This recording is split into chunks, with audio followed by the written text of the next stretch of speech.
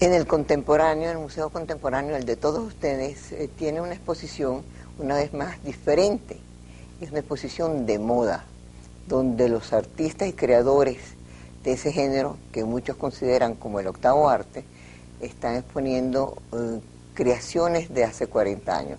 Carolina Herrera, Ángel Sánchez, Margarita Zinc, Mayela Camacho. Yo no soy muy ducha en eso de las modas, pero sí de lo que está de moda, que es tan peligroso, y con lo cual no se debe jugar. Está de moda los niños de la calle.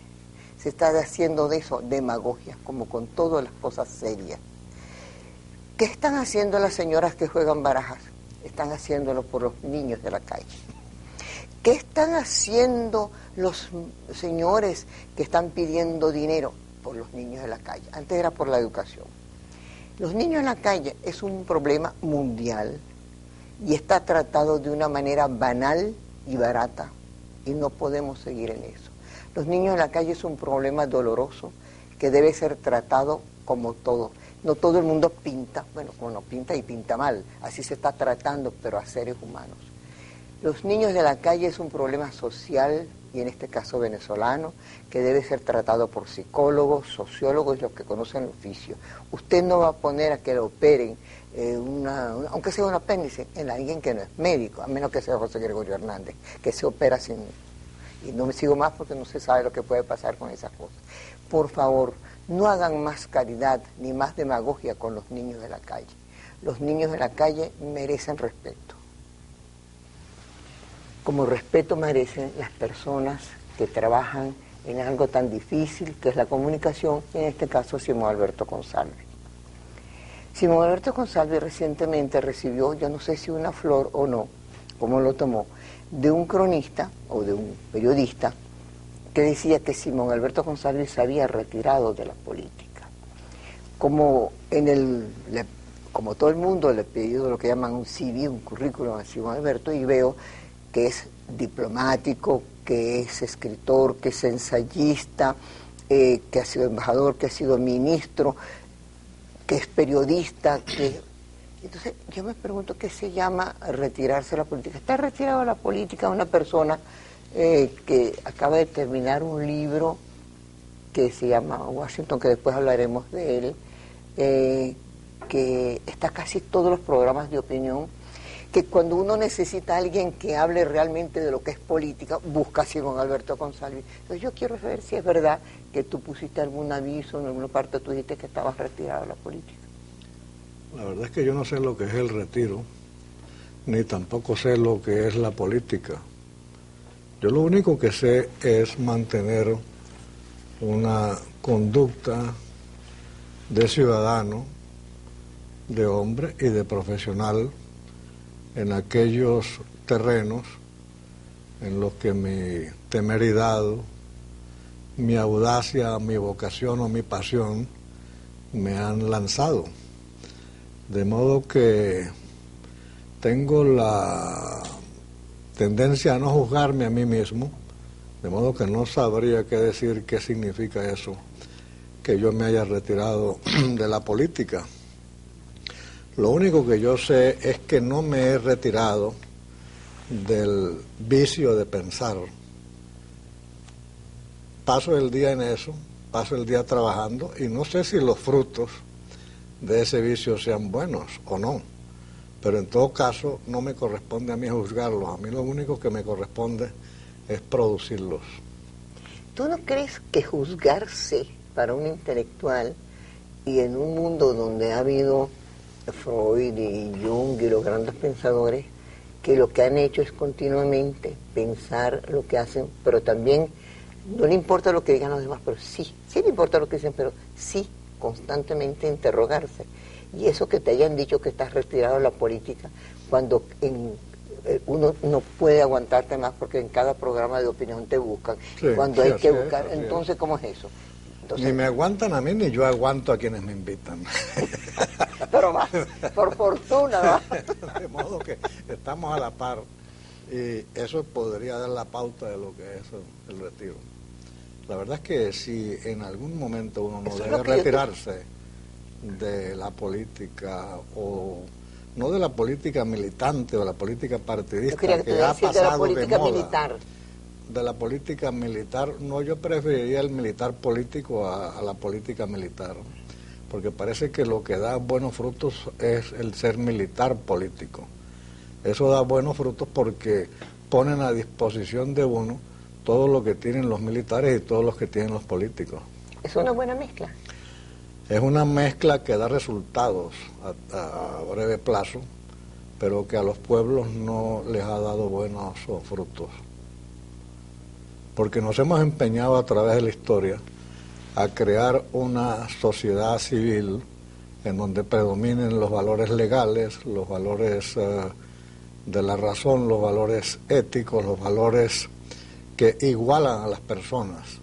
Y entre los militares y los civiles hay una desventaja muy grande, porque los civiles, los militares fueron creados por la sociedad para que cumplieran unas determinadas funciones muy específicas y muy honrosas por lo demás, que son las de mantener, preservar, defender la soberanía, la seguridad, la estabilidad de los países.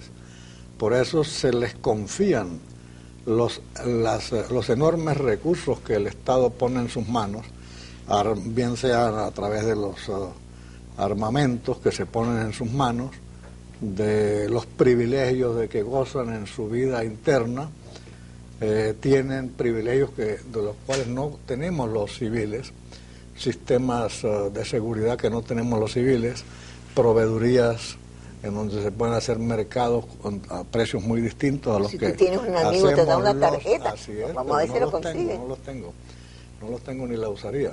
En todo caso, pues yo lo usaría si es muy honroso ser militar, a mi juicio. Pero lo que perturba las relaciones en las sociedades es cuando se cruzan las fronteras. Entonces aquellos que tienen esos privilegios no se sienten complacidos, ni satisfechos, ni contentos con esos privilegios, sino que invaden los campos de los civiles, que no son los de ellos, que no están preparados para eso. Porque hay dos preparaciones diferentes: la preparación militar muy específica, muy exigente desde el punto de vista de la disciplina, etcétera. Ser militar comporta sacrificios indudables, renuncias indudables a otras tentaciones, como meterse, por ejemplo, a cura también tiene otras implicaciones, otros sacrificios, otras renuncias. En cambio, cuando se cruzan, como digo, las fronteras, se invaden los campos que no son específicos, pues se perturban, yo creo, las relaciones en la sociedad. Pero tú decías de la igualdad de las sociedades civiles y tú hablabas de las sociedades civiles con leyes, con sistemas jurídicos, cuando se sabe que en Venezuela lo que más se ha incumplido, lo que menos se ha igualado, son las sociedades civiles, son sociedades totalmente desiguales. Así es, ciertamente. ¿Por qué? Porque nuestra tradición está dominada absolutamente por la intervención militar, porque la intervención militar fue la que predominó en el siglo XIX, y en el siglo XX fueron militares los dictadores y fueron militares los dos presidentes democráticos, López Contreras y Medina Angarita. Eso te iba a decir. De modo que tenemos militares: Castro militar, general Castro, el general Gómez, el general López, el general Medina. Los últimos dos nombrados abrieron las posibilidades de la democracia. La transición de López Contreras. La transición de López Contreras, que fue magistral por la inmensa habilidad que tuvo López Contreras. Desde entonces comenzaron a dividirse los campos, a ordenarse la vida venezolana. Pero yo creo que en los últimos tiempos se han roto esas normas, y no me imagino yo a los civiles perturbando la vida de los militares ni metiéndose en los cuarteles, porque eso sería absolutamente perjudicial, desestabilizante para el sistema democrático, o para el sistema democrático o no democrático. La interferencia de los civiles en la vida militar pues está tan prohibida en la Constitución como lo contrario también. La Constitución le asigna a los militares un papel específico. Tú nombraste al general López Contreras, que durante muchos años no se conoció el tremendo papel de la transición tan difícil, sí, y admirablemente hecho por Carlos Oteiza en un documental. Bueno, ese documental tuve yo el inmenso honor y placer de presentarlo la sí, noche que se dio a conocer. Por eso te digo, eso de retiro político es una de las cosas que me ha interesado más. El retiro político no. Y la otra cosa que no nombraste, que hay dos militares que además leían mucho, y que eran Bolívar y Miranda. Sobre todo Miranda. Miranda, que era un lector increíble. Miranda era un extraordinario lector y escritor además, porque dejó un archivo de 27 volúmenes. Y por fortuna se han publicado. Se han publicado algunas, bueno, se han publicado, pero no, algunas cosas prohibidas que están en el archivo de Miranda. Pero las leíste con mucho placer. No, porque no crea, al parecer, en alguna época, algunos celosos de la moral ajena parece que tuvieron acceso a los papeles, a los archivos de Miranda, no papeles, porque no se trataba de papeles, se trataba de testimonios de su vida tremenda, amorosa en particular, pero en todo caso quedaron sus cartas de amor, quedaron testimonios de la maravillosa personalidad que fue el generalísimo Francisco de Miranda, gran lector, el hombre uno de los más cultos del siglo. Y Guillermo Meneses tiene un libro que se llamaba En Casa Leyendo. Bueno, claro, lo recuerdo perfectamente bien. Pero fíjate que... Además crítico de arte, Miranda visitaba todos los museos. Además de todas las amigas. Además de las amigas, sabía compartir no sé, la vida. Simón, si era... me contó la anécdota Alfredo Bulton, si es sobre Miranda o sobre Bolívar, que un historiador venezolano quitó un párrafo. Parece que uno de los dos llegó tarde a una batalla, porque estaba con una amiga. Y no, entonces, fue Bolívar, batalla no, por poco lo ponen preso aquí en Puerto Cabello porque estaba con una damisela. De nombre y entonces caraqueña. decían el señor Esas historiador... son las complejidades de la vida. Le borró eso y sería con su madre. Una mujer ¿Tú conoces el cuento mejor que yo? Sí. ¿Cómo escoge uno entre una mujer o una huida? Si no lo vienen a buscar en una lanchita, se pierde el no, lo hubieran agarrado los españoles. No fue batalla, fue un retiro. Que las mujeres son nefastas, entonces. No, las mujeres no son nefastas, no podríamos vivir sin las mujeres. Yo preferiría perder todas las batallas y no perder una mujer. ¿Y has perdido alguna batalla? No, yo creo que las mejores batallas que uno libra las libra con las mujeres. Uno de nuestros amigos que realmente estimo mucho, que es Homero Orellana, estábamos hablando y decía, defendiendo los 30 años de democracia, nunca se han construido tantas escuelas, nunca se han hecho tantas universidades, nunca se han hecho tantas carreteras. Yo creo que eso es una conversación que ustedes sostienen y que tú le has metido en la cabeza. Así es. Porque eso Orellana no piensa así, creo yo. Y entonces, al día siguiente, tomó la prensa, leo la prensa, y dice, Venezuela, última en educación y tecnología y primera en corrupción.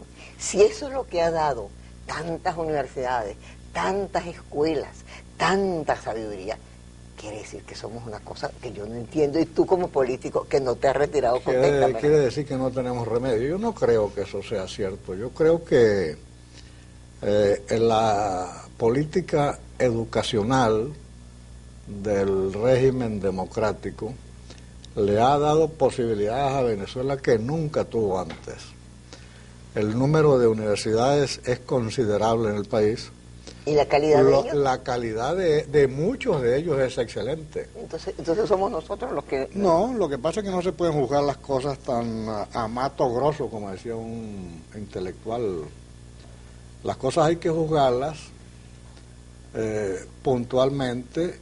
Hay universidades de primera categoría, hay otras universidades que probablemente por la tremenda demografía estudiantil, por la explosión de la población, por muchas razones, ese esquema de una manera o de otra ha llegado a un punto de culminación que precisa revisarlo, como ha llegado a un punto de revisión absolutamente todo el sistema venezolano, porque lo que estamos atravesando en este momento no es traído por los cabellos. Lo que estamos atravesando en este momento es el fin de un periodo histórico que ha entrado definitivamente en crisis y que podría dar pie a una nueva etapa en la historia venezolana, que es lo que todos quisiéramos, aun cuando los que hemos pasado, estamos pasando, que hay que comprenderlo.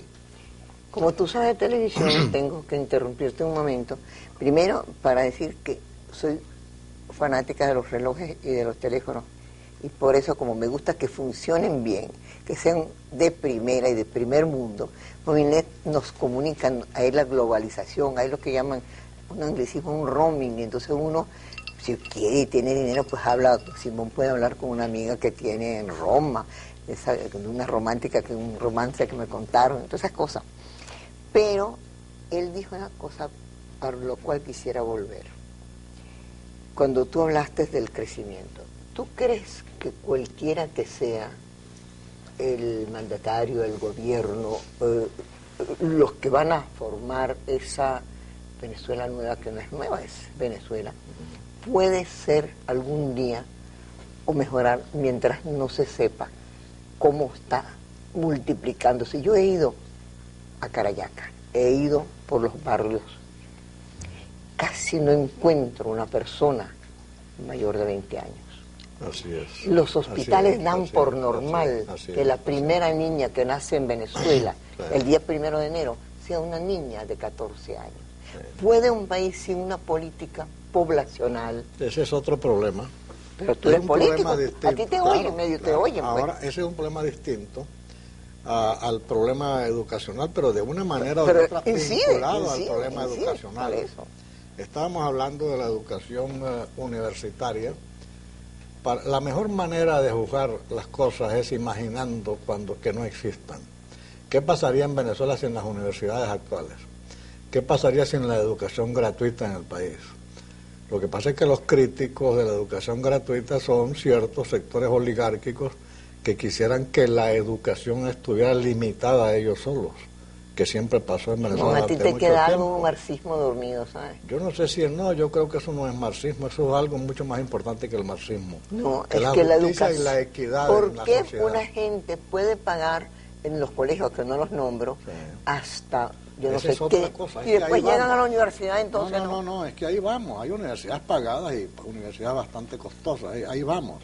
Pero es que las etapas tienen que cumplirse, y en Venezuela hemos cumplido de manera excelente la etapa de la educación gratuita. A partir de ahora, si algunos estudiantes con posibilidades las tienen, indudablemente, lo que ha pasado en la Universidad Simón Bolívar prácticamente es ridículo, que algunos jóvenes que llegan en carros costosísimos y con guardaespaldas y tarjetas de crédito para ir a los restaurantes caros de la zona, son los que llevan a cabo las huelgas porque se les ha pedido que hagan una contribución mínima, no para los gastos universitarios, sino para determinado tipo de actividades conexas con su educación. Bueno, nos comentábamos el otro día, que quizás dos cosas podrían tumbar a un gobierno: si se meten con María León y si suben el comedor universitario. Que aunque no solamente el comedor universitario, yo creo que hay que revisar una serie de privilegios ocultos que hay en el país. Ya mencionamos las proveedurías militares. Yo no voy a proponer ni a postular que las proveedurías militares no existan como existen ahora, pero hay algunos comisariatos, me dicen que comisariatos petroleros, en donde se compran 12 plátanos por $1 o una lata de 5 libras, una tarjeta de 5 libras de leche por $3 o cosas así. Hay algunos sectores privilegiados ocultos. No es el problema de acabar los privilegios de los demás, pero yo creo que los demás tienen derecho a un trato equitativo. De modo pues que no es un problema de hablar única y exclusivamente del comedor de la universidad, que debe yo. No me recordé de eso porque... Yo sí creo que debe revisarse, porque no se puede pagar $2 por un almuerzo y 80 bolívares por una bebida gaseosa. O más, o algo más. No sé cuánto cuestan porque no me gustan, prefiero el agua. Que también es costosa. Bueno, es el más costoso de los líquidos. Pero es más saludable. No, la que toma No, el pobre. Tú tomas agua, por lo menos potable. Porque... Bueno, tengo un filtro, sí. Yo creo que hemos avanzado mucho. Ahora, Simón, tú eres internacionalista. Por lo menos, tú sabes que aquí ponen etiquetas cuando así te dicen retirar la política internacionalista. Sí. Sin duda alguna, nosotros los comunes hemos oído decir mucho que el que no sabe el pasado, que el que no sabe historia, no puede entender el presente, ni mucho menos hacer un futuro mejor. Sí. En Venezuela se ha tratado, o han nacido, porque también es moda, una cantidad de historiadores y de analistas políticos, y como la historia nuestra es corta, la han estudiado, pero no ha mejorado las cosas básicas para un país nuevo, para tener por lo menos una esperanza, si es posible la palabra, a un país diferente. Porque cuando ninguno de los elementos básicos cambia, ¿con cuáles se va a cambiar? Si la educación realmente no ha mejorado, si el problema poblacional no ha mejorado, si no hay una conciencia de las cosas mínimas que son las necesarias, ¿con qué elementos se puede aspirar a una esperanza? Bueno, yo creo que la educación, habiendo llegado al grado de desarrollo que ha llegado en Venezuela, tiene el reto de reformarse a sí misma. La educación no puede ser rescatada desde afuera, es un proceso que se produce dentro de las mismas universidades, dentro de los mismos profesionales universitarios. Yo creo que comienza a producirse en Venezuela, en las universidades más importantes del país, esa toma de conciencia, esa rectificación de líneas que se gastaron, que se fatigaron, que llegaron a un punto de culminación. Ahora tú has tocado un problema que es muy, muy sensible, un problema muy crítico, que es el de la explosión demográfica, y es prácticamente un tabú, se ha convertido en un tabú, porque yo no sé cómo se pueden pensar que el desorden, que es casi criminal a mi juicio, de la explosión demográfica, en esas niñas de 14 años que están paridas y que andan con un niño en los brazos y ahora tendré que trabajar. Y entonces, por supuesto, la demanda social es tremenda. El Estado no tiene capacidad de atender los innumerables problemas que la explosión demográfica produce y producirá, porque la gran tendencia mundial es a la explosión demográfica, sobre todo en los países del tercer mundo, en los países en desarrollo. En cambio, en las sociedades civilizadas y ateas, civilizadas y ateas de Europa, e incluso ya en Estados Unidos, los blancos en Estados Unidos, los civilizados y ateos, pues entonces esos no procrean. Esos prefieren, con un gran egoísmo también de parte de ellos, disfrutar de los bienes actuales. No, prefieren educar un hijo bien que 10 muertos de hambre. Sí, bueno, pero ese es el grado de desarrollo que hay. Pero es que no hay ni un extremo ni otro, Simón. No hay que ir de un extremo a otro. Bueno, yo no voy a ningún extremo. Como tú dices. Yo no soy extremista, yo soy un hombre equilibrado. Lo que pasa es que yo entiendo que hay problemas gravísimos en esta cuestión de la explosión demográfica. Hay una terrible incomprensión de la Iglesia Católica en particular sobre el problema.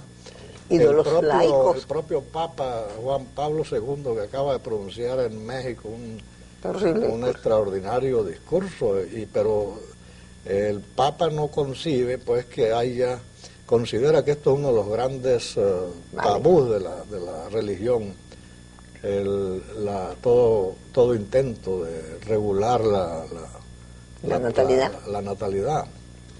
De modo que ese es uno de los retos de modernidad o de modernización que tiene la Iglesia, sin que tratemos de que ellos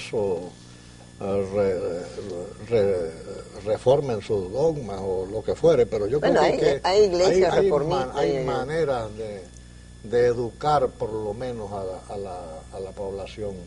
Ahora, lo malo es que yo te preguntaba por la historia que se repite, buscando no soy investigadora, pero tenía curiosidad, hace 50 años, en la primera página del mismo periódico, publicaba la primera, que fue una niña también que nació, y era de una niña de 13 años.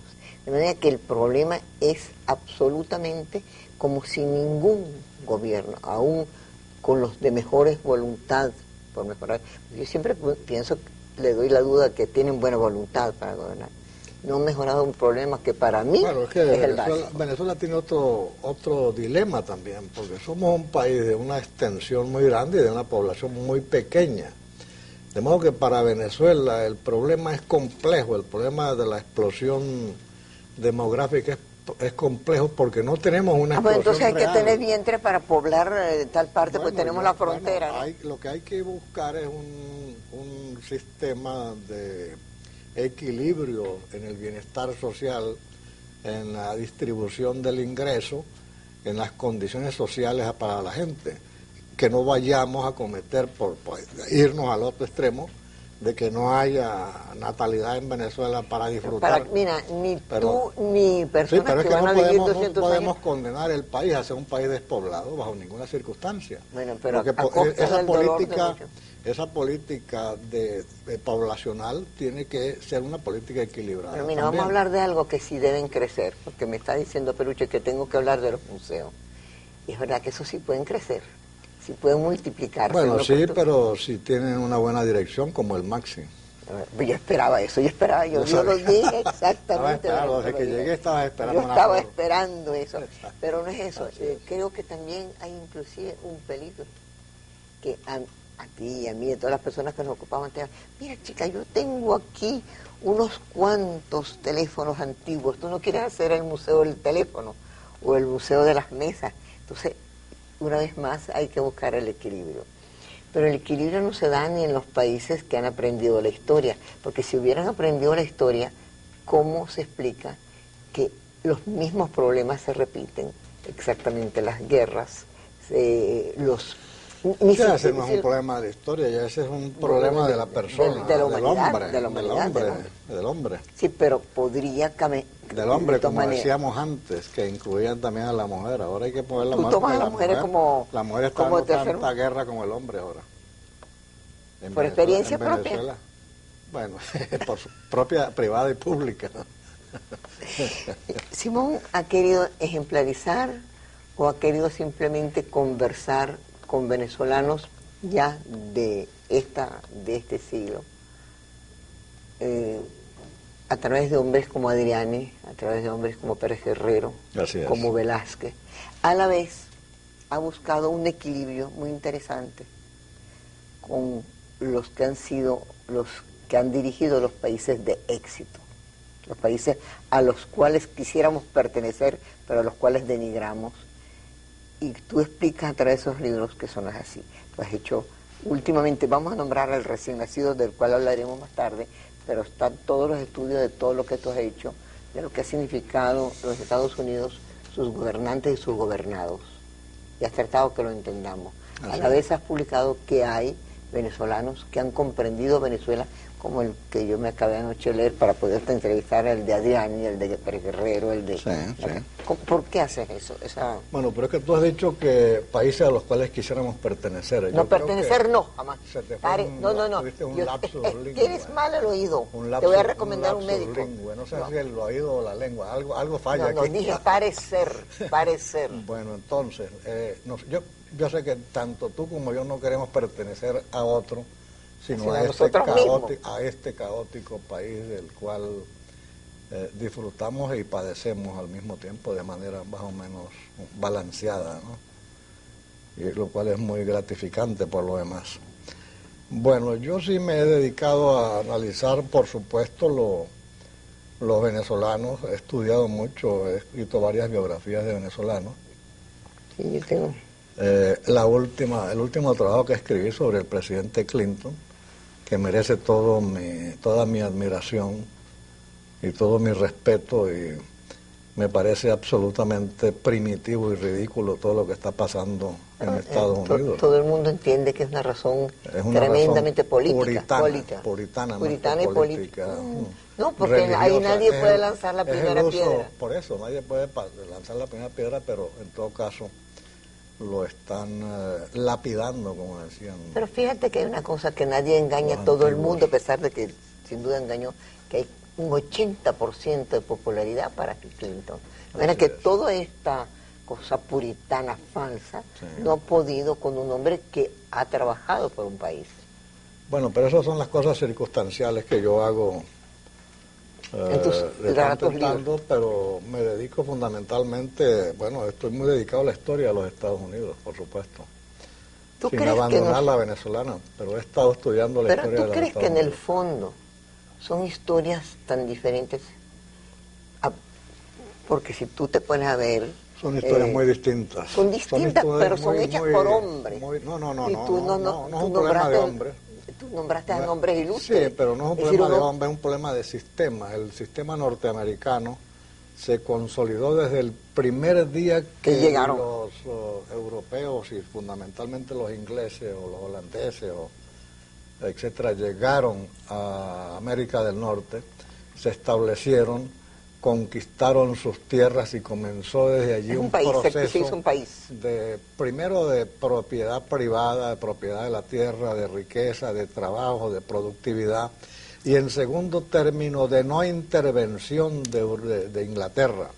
De modo que ellos fueron dándose sus leyes, sus constituciones para funcionar, sus asambleas, y cuando Inglaterra despertó y quiso reducirlos, decretar impuestos para ellos, eso de ahí generó el proceso de independencia.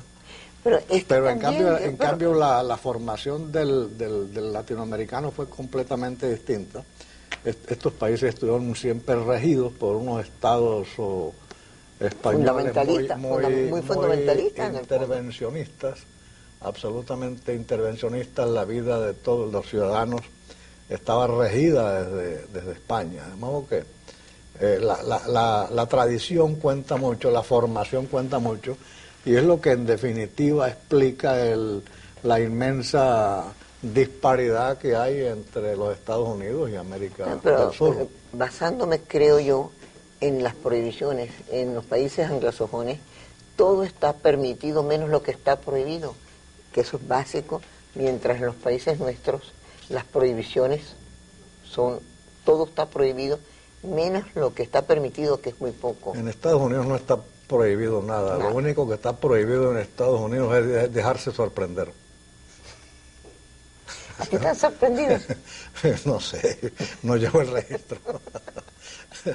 ¿Qué llamas tú sorprender? Sorprender es... te voy a sorprender. Mira, tú eres jurado del Salón Pirelli. Ajá, sí. Este es el cuarto, la cuarta edición. Bueno, me parece muy bueno. ¿Tú crees que te van a sorprender los jóvenes menores de 35 en los cuales tú crees? Espero que me sorprendan. ¿Bien o mal? No, bien, por supuesto. Para que tú veas que hay cosas buenas, pero eso fue un mensaje no comercial, porque Simón Alberto Consalvi, como buen joven, está de jurado calificador de esos jóvenes, que tenías que hablar de ellos. Pero sigue hablando de las diferencias y de lo que... ¿Qué podría? La pregunta de los reporteros malos. ¿Qué consejo, qué podría no salvar? Porque nadie se salva. Pero ¿qué podría mejorar a corto plazo, sin grandes bombos de palabras verbales, mejorar nuestro país? Bueno, nuestro país, justamente ahí es donde tengo yo la duda.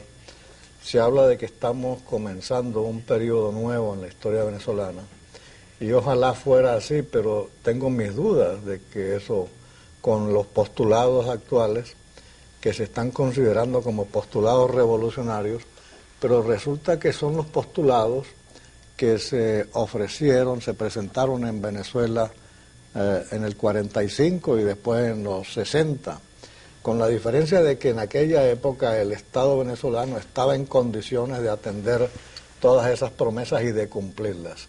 En efecto, el sistema democrático venezolano cumplió durante más de 30 años sus ofertas sociales.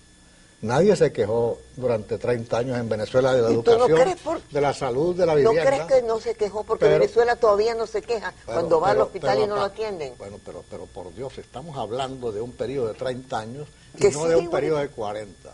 La crisis llegó en Venezuela alrededor de los 80, 83, con la crisis financiera, y luego con aquella extravagante subida de los precios del petróleo, pero finalmente con una caída impensada, imprevista. En todo caso, el Estado venezolano, por muchas razones, por los compromisos que fue adquiriendo, no tuvo recursos suficientes para atender las necesidades con las cuales se había comprometido. Ahora, la oferta que se está haciendo ahora como una cuestión revolucionaria es la repetición de aquella oferta de los años 60, cuando justamente el Estado no está en condiciones de responder. Ahora, ¿por qué un Estado como este, que lo desearía cualquier país del mundo, que sí es próspero, has ido decayendo hasta estar endeudado, empobrecido? Sí. Bueno, porque fue mal manejado. Yo no voy a defender el manejo del Estado, ni loco que estuviera. ¿Quién sabe? Lo que pasa es que simplemente los recursos no dan ahora para atender las promesas. Eso explica el Estado, eso explica la caída de los partidos políticos que se consolidaron a través del clientelismo, cuando los partidos no tenían que ofrecer, cuando el Estado comenzó a despedir funcionarios en vez de multiplicarlos como ocurrió durante mucho tiempo. Los partidos políticos no tenían que ofrecer. Por eso es la decadencia de los partidos. Ahora viene el enamoramiento, la fascinación de la gente frustrada por aquellos partidos con otro que ha surgido que no se quiere llamar partido, porque la palabra, aquí vivimos de mitos y lo que está prohibido en Venezuela es la palabra partido, ¿no?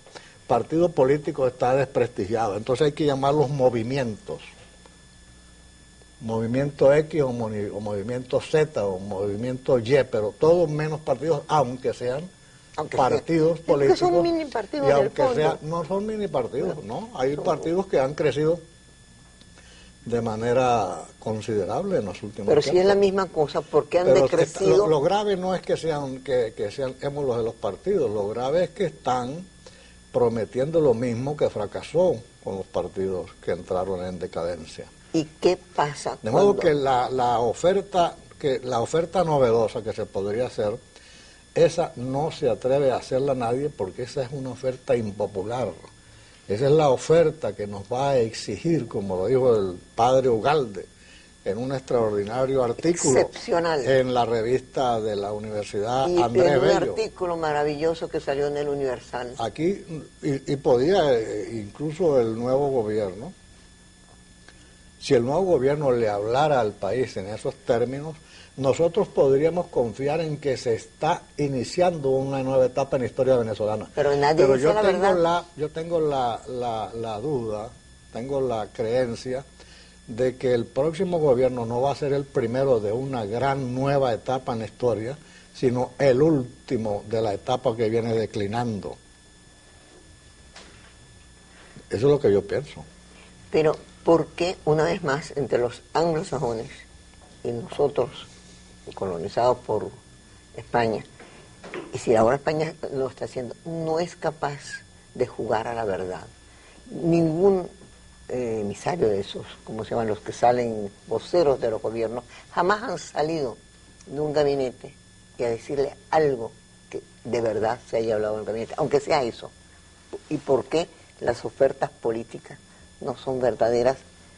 Y quizás esto, jugando por una vez a la verdad, se pueda porque llegar. Trágicamente las ofertas políticas verdaderas no generan votos, porque pero si a alguien le dice, mire, no le vamos a dar los recursos que usted exige, pero lo van a ver, va a tener estas ventajas, va a tener que rendir mucho más en su trabajo, va a tener que crear, va a tener que exprimirse la imaginación, lo mismo que pide el rector Ugalde. El rector Ugalde nos invita, nos incita a que seamos más responsables y a que comprendamos el momento que estamos viviendo. Pero para que comprendamos el momento que estamos viviendo, el mensaje tiene que venir de arriba y no un mensaje complaciente y equívoco, con el único propósito de ser popular. No hay nada peor en el destino de los pueblos que la popularidad, porque se convierte en un agente de impopularidad, de antipopularidad. ¿Tú crees que puede confundir los nacionalismos y los populismos? ¿O conviven muy bien? Yo creo que, bueno, a veces los nacionalismos son expresiones populistas y viceversa. Son elementos que se manipulan para lograr un propósito político.